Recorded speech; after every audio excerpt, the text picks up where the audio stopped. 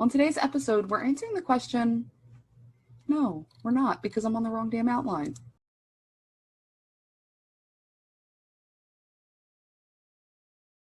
So the 5 types of headlines that you guys can use that are really going to make a difference are using curiosity, piquing people's curiosity, using questions in headlines. Those are good, right?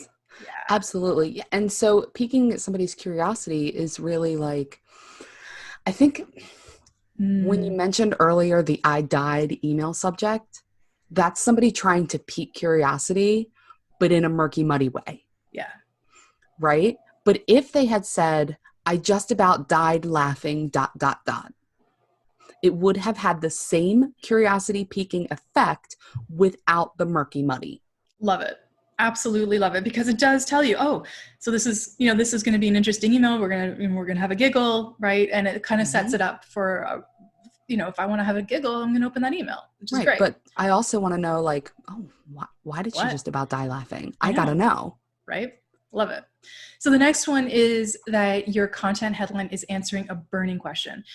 A burning question, something that people just have to get the answer to, and this is where you get to use that specific terminology in your niche that can really, really help, because it speaks directly to that person and the questions that they're experiencing and the issues that they're having.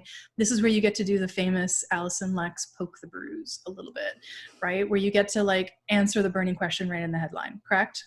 Absolutely. A burning question for this episode would be, how the heck do I write a headline? Yep. Right? That's a question we get a lot. A heck of a lot. So this episode would be answering a burning question. And the next one is one of my favorites. It's a guide. So, I love the word guide because it sort of tells the reader that you're going to take them on a journey. They're going to go from not knowing the answer to something, or not understanding something, or even maybe not being aware of something, and they're going to get guided through sort of an awakening, a process, an understanding, a journey, whatever terminology you want to use, so that they better understand what it is. And it also, funny enough, I believe that saying the word guide or using guide is also a little bit of curiosity as well. In a little bit of ways, it has, I kind of feel like it's a companion. Because when you say it's a guide, you're like, ooh, this is going to be good. This person's going to now take me on a journey, which I like, right? And it may also set them up to expect to receive step-by-step instruction. When you think about a user's guide that comes with your vacuum, for instance, it gives you step-by-step how to set it up and how to use it and what to do. And so it sets them up that they're expecting this is going to be a fantastic resource. And that's one of the reasons that I know that you use guide quite a bit, because in your sales page copy, I noticed that you use a lot of, this is a step-by-step. And I know that you use that terminology specifically because it helps people understand that nothing's going to be left unturned for them. Nothing's going to be left out, that they're going to have that complete hand-holding experience that gets them to where they want to be, which is what people really, really want. They don't want to do all the guesswork themselves. And I totally get that. It's a big pain point for a lot of people that they feel like even if after they've purchased something, there's still more that they need to know. I've heard that from people. Like, I've learned all of this and I still feel like I don't have all the pieces to the puzzle. Yeah. And so when I create sales copy that for a product that actually does help, I want to make sure I call that out. But when you create content that actually gives them some good step-by-step information, tell them that. Yes. Pull that stuff out. I love it. I love it. I love it. Okay. The next one is sharing a secret. I've used this so much and so well. Oh my gosh. So it's like the secret, the secret to, or the unlock the secret to blah, blah, blah. I love using the word secret because it's like, shh. Right. To tell you, right? I love that. And it's like, I've got, come here, I'm going to show you something. And not everybody knows about it, but after you know about it, you're going to be able to use it to help solve problem ABC, right? I love that. And you don't even necessarily need to use the word secret in there. Allude to it. It's a sales headline, but it would work for content too, by I forget his name right now, Russ Ruffino, and he does clients on demand. And his webinar, at least it was, I don't know if it's updated, but was what the 1% of course creators know, blah, blah, blah.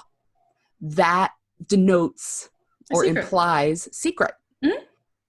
And it's a really good headline. Mm-hmm. Another really good one, and this is the last one for content headlines that we're going to talk about, and then we're about to transition into sales headlines. So heads up on everybody who wants to know more about sales headlines, that's about to happen. The last one in content is the list. 5 steps to, or the 15 things you need to know about, the 10 ways you can accomplish X, like all these different ways where it starts, it has a list in it. People love lists. We cannot stay away from lists. We all love it. Mm-hmm. Because, there's an episode of a podcast from somebody that I listened to last summer, and it was something along the lines of the 50 things, that I do every single day to make sure my business is successful. And I was like, 50? You do 50 things a day? How do you possibly do 50? So I listened because I was like, 50.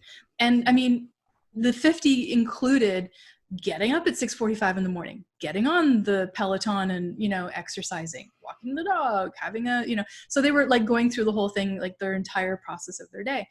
But it was compelling, because if I want to be successful in my business, and somebody who is ahead of me, who is already incredibly successful, is going to give me a list of things that they do, I'm going to listen up.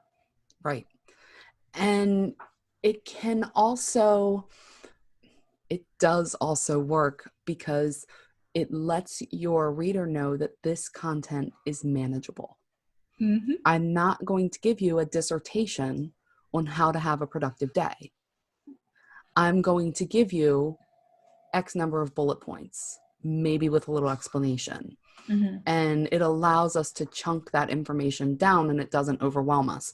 Remember, we're being bombarded every single day, all day, from all angles. Mm-hmm.